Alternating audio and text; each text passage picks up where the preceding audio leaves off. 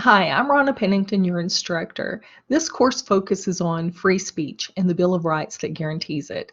In order to have this discussion, we really need to start off with a basic understanding of how the Bill of Rights came about. At the beginning of our country, there were two political viewpoints, Federalist and Anti-Federalist. The Federalist, like Alexander Hamilton, wanted a strong centralized government, a strong national government.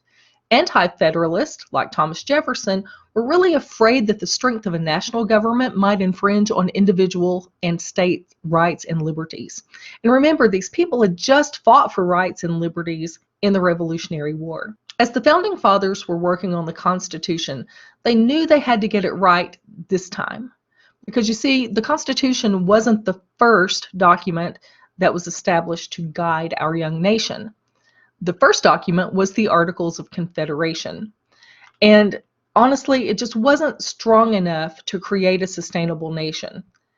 The Articles of Confederation did not give the government enough power.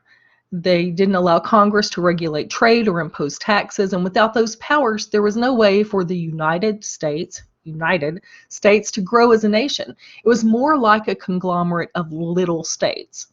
And you know the saying, united we stand, divided we fall. So the idea was not to have just a bunch of little states. They wanted a nation, but also wanted to maintain those rights and liberties that they just fought so hard for.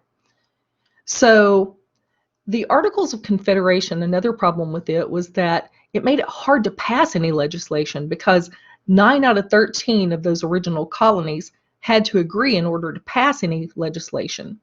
It was one state, one vote, which wasn't fair either to the larger states that had more population.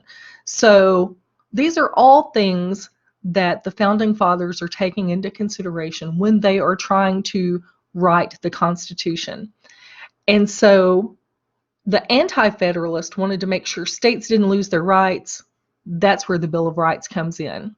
The Bill of Rights, the first 10 amendments to the U.S. Constitution, helped ensure that that Constitution would get ratified because of the compromises that were specified in it. These compromises satisfied both the Federalist and the Anti-Federalist. The First Amendment was particularly important to the young nation because it set the tone for the collective voice of what would become the United States. The First Amendment is the one that guarantees the right to free speech, which includes freedom of the press, freedom to express and practice your own religious beliefs, the freedom to assemble peaceably, and the right to petition the government for change. The colonists under English rule had fallen victim to each and every one of those restrictions. They'd kind of been there, done that, so these concerns were really fresh on their minds, and they wanted to address them as they established their new nation. Before the Revolutionary War, the British government had attempted to put down discord among the colonists by censoring what they said and what they published. They also made assembly illegal because that's one of the ways that people got riled up. You know, they might meet outside of a church or a pub or a city or town, a town building, city hall or town court, and they'd start speaking their opinions, and they would really get fired up over their cause, and then that would draw a crowd.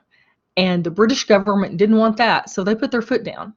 The British government also sought to keep their thumbs on the colonist press too. From 1720 to 1723, some persuasive essays known as Cato's Papers were written under the pen name of Cato by a couple of different people, and they were distributed throughout the colonies. These essays were very critical of the British government and accused British officials of corruption and even tyranny.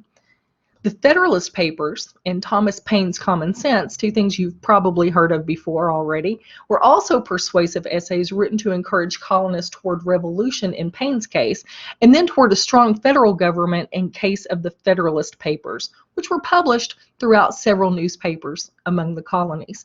So it was really important for our founding fathers to create an environment that not only protected free speech, but fostered it, and to protect and foster free press because they provide a check on our government and the people who run it. As Americans, we can share our opinions without fear of persecution. While it's always been true that we should research what we hear before jumping on the bandwagon with something that we read or hear, it's truer than ever with today's technology. People can share an opinion or what seems like news in the blink of an eye using technology and social media. Some news stations really are not news. They're political commentary, not unbiased news at all.